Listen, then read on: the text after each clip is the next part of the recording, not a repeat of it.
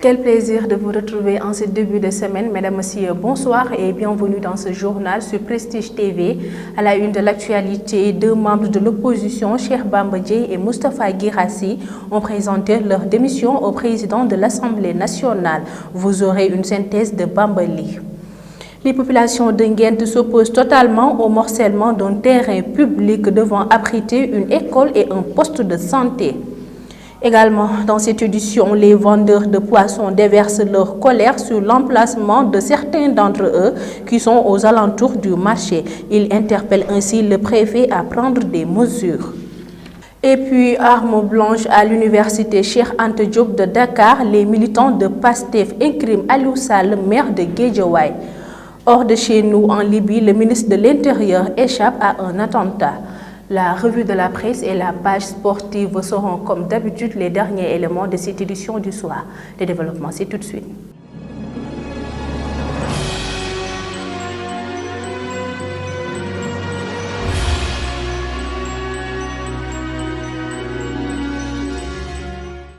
Six décès enregistrés ce dimanche, 172 nouvelles contaminations, dont 124 issues de la transmission communautaire, 56 patients en réanimation. Tels sont les résultats virologiques de ce lundi.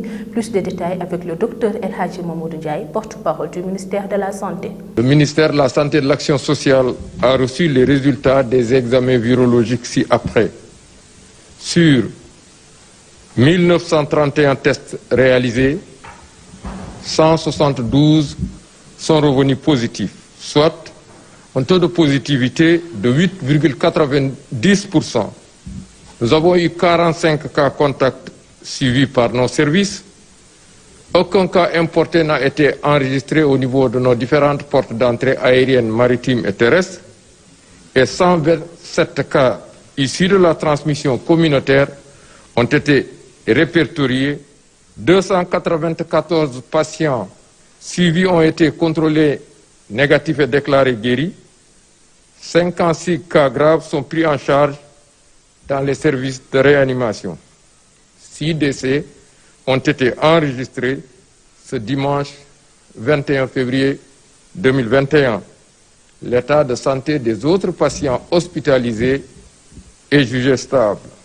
Les députés Cheikh Bamba Dièye et Moustapha Guirassy ont présenté leur démission dans une lettre adressée au président de l'Assemblée nationale. Selon eux, la démarche de la commission ad hoc n'est porteuse d'aucune garantie de respect de la présomption d'innocence et du droit de tout citoyen. Synthèse Ahmadou Bamba Ly.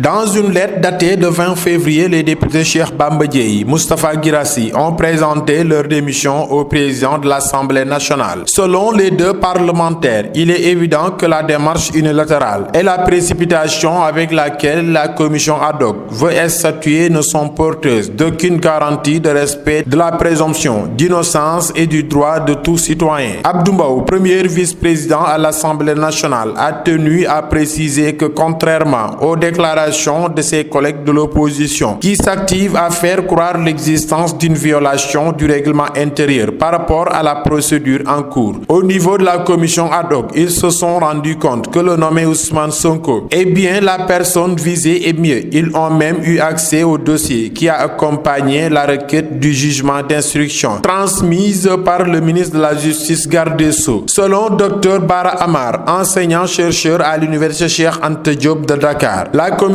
ad hoc est bloquée par l'article 34. Il avance que la commission est composée de 11 membres, choisis suivant la procédure. Lequel article dit tous membres de la commission sont désignés par l'Assemblée nationale sur proposition des groupes administrativement constitués, notamment les groupes parlementaires qui proposent le représentant. Lorsqu'on fait le calcul, les 8 membres de la commission ad hoc viennent de la mouvance présidentielle. Ils sont complétés par les 2 membres de l'opposition et le non-inscrits. Cela veut dire, au lieu de 11 membres juridiquement, ils auront 9. La démission va certainement biaiser le travail, souligne Bara Amar. Les populations de Nguent s'opposent à un morcellement d'un terrain public face à la presse. Ils dénoncent l'attribution de ce terrain à des usages d'habitation. On est plus que déterminé à faire face contre tout morcellement de cet espace public. Tels sont les propos de Mam Fallé, membre du collectif. Aujourd'hui, nous sommes venus ici seulement dans le but de faire un investissement humain. Parce que ce site a été réservé pour créer un poste de santé dont le budget a été déjà dégagé par la commune de Nord, qui est une enveloppe à hauteur de 50 millions. Mais également une école primaire. Mais à notre grande surprise, on a entendu des échos que ce site est en train d'être morcelé. Bon, et apparemment il est en phase finale. C'est-à-dire il reste seulement que les lettres d'attribution sortent pour que tout sera effectif. C'est pourquoi cette population est plus que déterminée à défendre leurs biens. Parce que c'est un intérêt commun. Parce que ce site, c'est le site seulement qui reste ici. Donc nous n'accepterons jamais que à des usages d'habitation. Ça, nous ne pouvons pas l'accepter.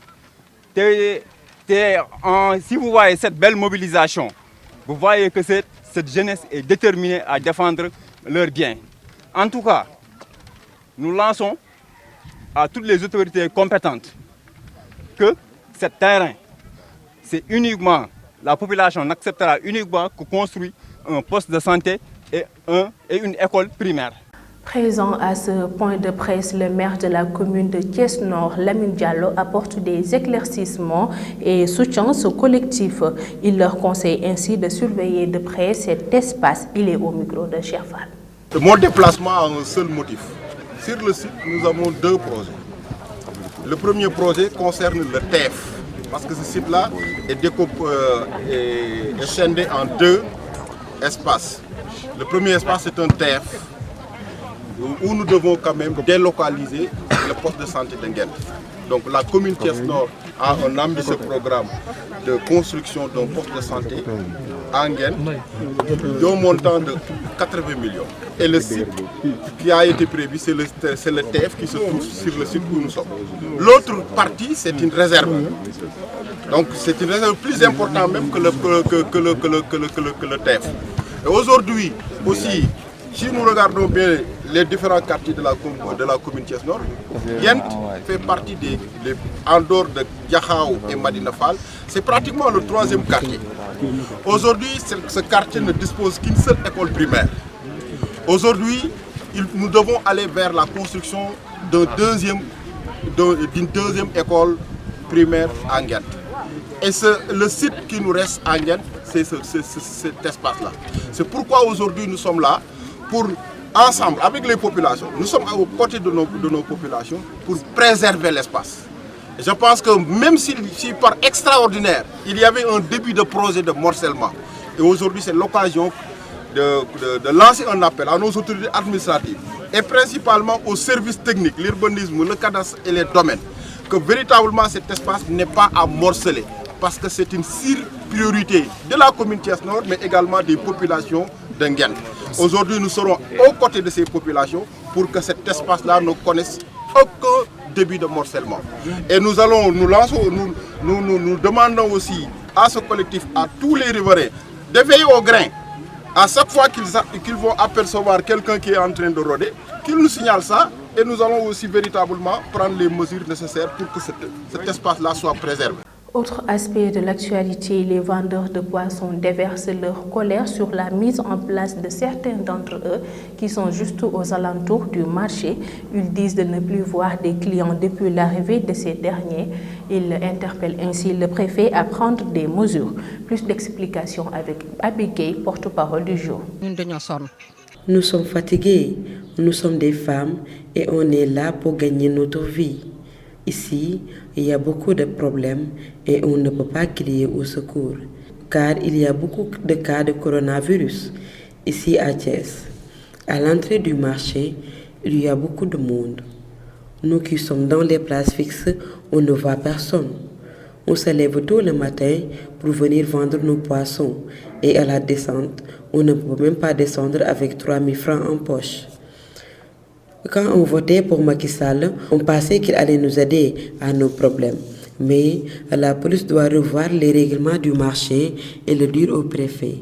Les vendeurs qui étaient à la porte de l'école, ils ne sont plus là et on doit faire pareil avec ceux qui sont devant le marché. Les vendeurs qui sont devant le marché descendent à 13h et nous qui sommes dans les places, nous descendons le soir avec une somme minime. On vend une caisse de poisson de 5 000 francs 4 jours. On demande à l'État de nous aider.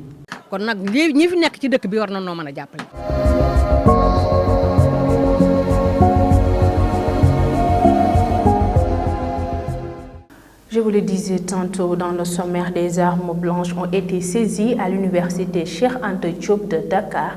Des militants de PASTEF incriment Aliou Sall, le maire de Guédiawaye. Tel est le point phare de l'actualité nationale de ce jour à la présentation Fatou Fall. Démarrons les actualités nationales avec Maître Abdou Dialy Kane, l'avocat d'Adji Sarr. Nous avons des preuves contre Sonko. Un des avocats d'Adji Sarr, à l'occurrence Maître Abdou Dialy Kane, dit détenir des preuves contre Ousmane Sonko. La robe noire en fait la révélation dans un entretien avec le quotidien Les Échos qui a ébruité en première cette affaire de meurtre qui continue de tenir en haleine l'opinion publique. Nous sommes totalement confiants par rapport à ce dossier. Il est vrai qu'Ousmane Sonko est une personnalité politique, mais devant la justice, cette qualité n'aura pas son pesant d'or. Les juges ne vont pas s'intéresser à cet aspect. Tout ce qui va les intéresser, ce sont les faits et le droit. Les faits, c'est que notre cliente a été victime d'un viol dont nous disposons des preuves d'existence. Dans la foulée, Maître Kane recuse une politisation du dossier. Le pouvoir n'a aucun lien avec ce dossier. Ce dossier n'a aucune connotation politique. C'est un dossier qui oppose deux citoyens sénégalais. Covid-19, plus de 800 décès enregistrés, la barre de 33 000 cas positifs franchis. Le coronavirus continue d'étendre ses tentacules au Sénégal. La courbe des cas positifs explose depuis quelques mois avec son lot de morts. Hier dimanche 21 février, le bilan accable chiffré à 808 avec 13 décès enregistrés le même jour. La barre des 800 victimes causées par la COVID-19 venait d'être franchie. Et ce lundi 22 février, 6 nouveaux décès sont répertoriés, soit un total de 814 morts. De l'autre côté, le cap des 33 000 contaminations est dépassé. Ce jour, les services du ministère de la Santé et de l'Action sociale ont ainsi notifié lors du point quotidien sur l'évolution de la pandémie 32 927 cas positifs au coronavirus, 27 131 cas guéris, 808 décès, un évacué finalement décédé en France et 4 989 patients à être sous traitement dans les hôpitaux. Face à cette montée des nouvelles infections, des décès supplémentaires et cas graves admis en soins intensifs, 56 patients en réanimation, le ministre de la Santé et de l'Action sociale exhortait les populations au respect strict des mesures barrières et de prévention individuelle et collective. Terminons avec armes blanches à l'UCAD. Les étudiants de PASTEF incriminent Aliou Sall. Les étudiants membres du parti PASTEF ont fait face à la presse en cette matinée du lundi 22 février. La raison est d'apporter des éclaircissements suite à une vidéo publiée sur Internet montrant des armes blanches. Selon les agents du COUD, ces armes ont été récupérées des chambres des étudiants.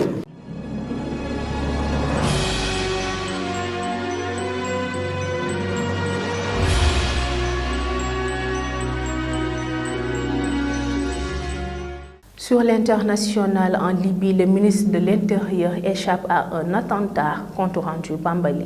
Nous démarrons l'actualité internationale en Libye. Le ministre de l'Intérieur du gouvernement d'union nationale sortant est sorti indemne dimanche 21 février d'une tentative d'assassinat près de Tripoli. Le calme est revenu dans la capitale libyenne après un incident impliquant le convoi du ministre de l'Intérieur et un groupe armé local des hommes en provenance de la Joya à l'ouest de Tripoli, venu faire une démonstration de force au cœur de la capitale, tirant en l'air à l'arme automatique, la même où les Libyens célébraient mercredi dernier l'anniversaire de leur révolution, rapporte notre envoyé spécial Abla Joana. En Algérie, le président dissout l'Assemblée nationale et remanie son gouvernement à la marge. Le président algérien a procédé dimanche 21 février à un remaniement partiel de son gouvernement mais sans changement d'équipe majeur. Il a également dissous l'Assemblée populaire nationale, la chambre basée au Parlement, ouvrant la voie à des élections législatives anticipées dans les 6 mois.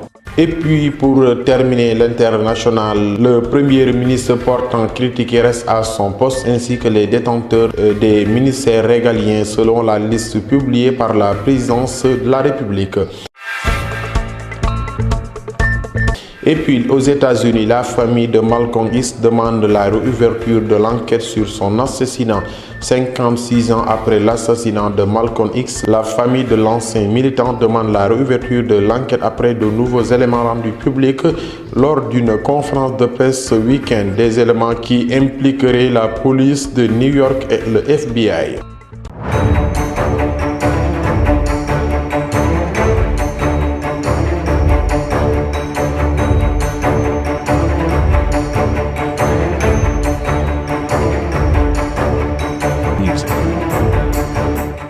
Place maintenant à la page sportive, à la présentation Falundao. On ouvre avec la Coupe africaine de football, dernier tour comptant pour le barrage pour les matchs de poule. Le Jaraaf de Dakar qui se qualifie en battant Stade Lat Dior Platinum du Zimbabwe sur le score d'1-0 à l'aller. Le Jaraaf avait enlevé les 3 points de la victoire en battant sur le score d'1-0. Et pour la première fois de son histoire, le Jaraaf de Dakar se qualifie pour les matchs de poule.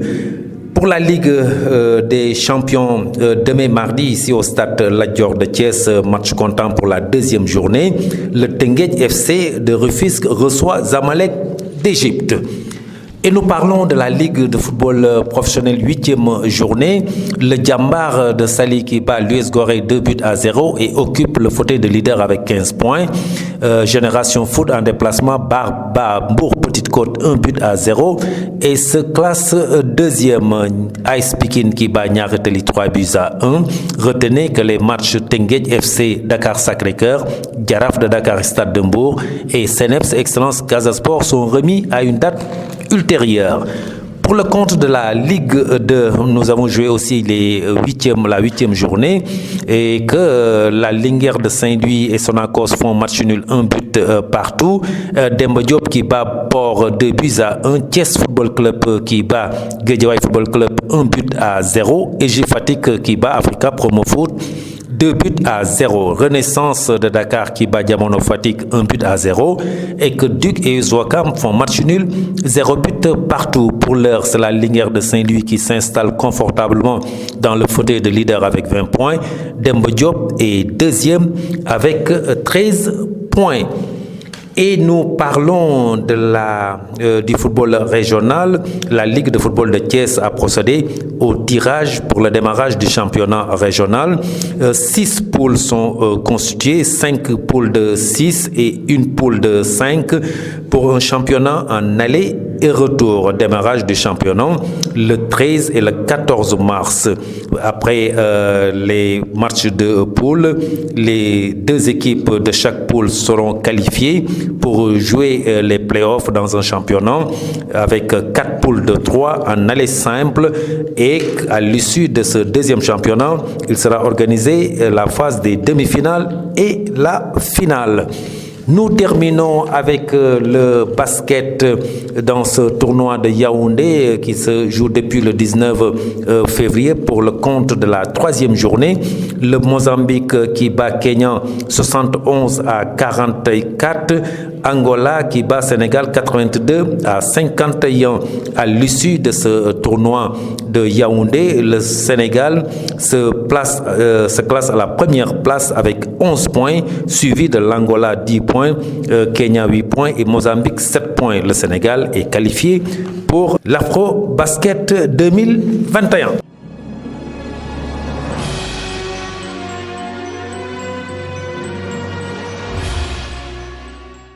Dernier élément de cette édition du soir, la revue de la presse signée Rokhaya Mbengue.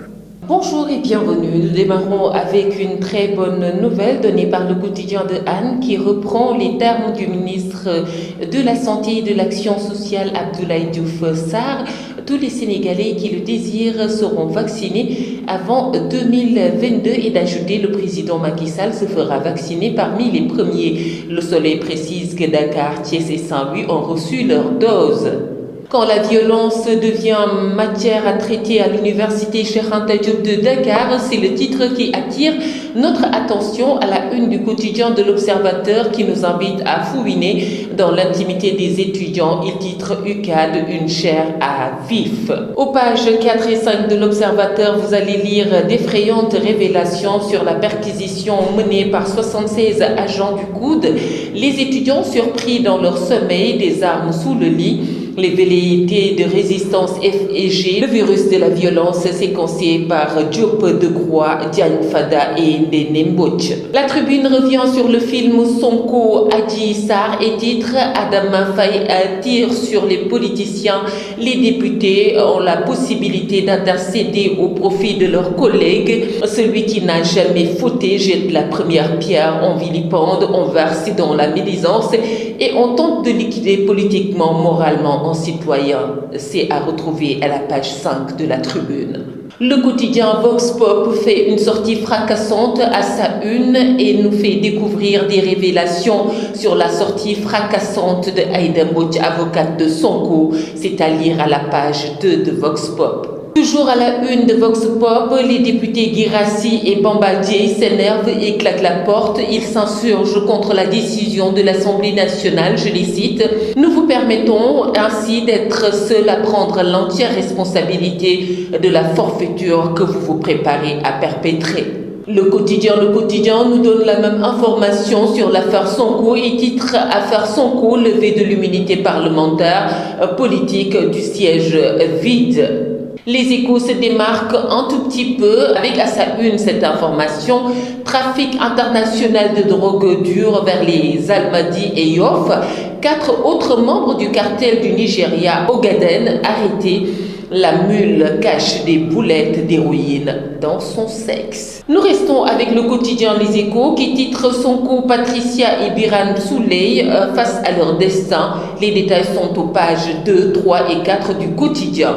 Parlons sport avec le quotidien Stade qui ouvre avec les éliminatoires CAN 2022 concernant la 5e et 6e journée.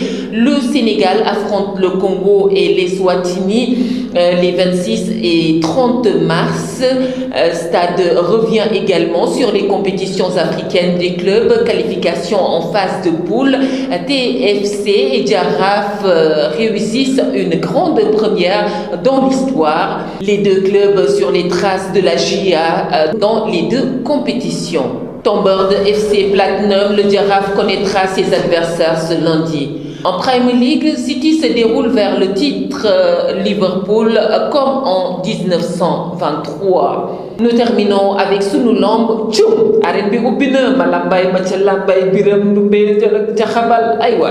On avait hâte de revivre notre lambe nationale. Seules les compétitions ne vont se faire qu'à huis clos à partir du 1er mars. D'ailleurs, Sunu Lamb se pose une question très importante. Les conditions sont-elles réunies? À découvrir enfin, toujours à la une de Sunu Lamb, ces 3 prestigieuses victoires d'Ama Baldé, Malick Niang, l'arroseur arrosé, contre Tapha Tine, hold-up de l'année, contre Papa Sow, le Tchao Sahir. Amaye, sommes-nous tentés de dire. À vos journaux et bonne lecture. À vos journaux et bonne lecture. Merci Rokhaya Mbengue de nous avoir évoqué les grands titres des journaux. Voilà, c'était l'essentiel des actualités de ce lundi. Merci d'avoir été avec nous. Merci également à toute l'équipe de la régie. J'aurai le plaisir de vous retrouver demain pour une autre édition. Merci de votre fidélité et bonsoir.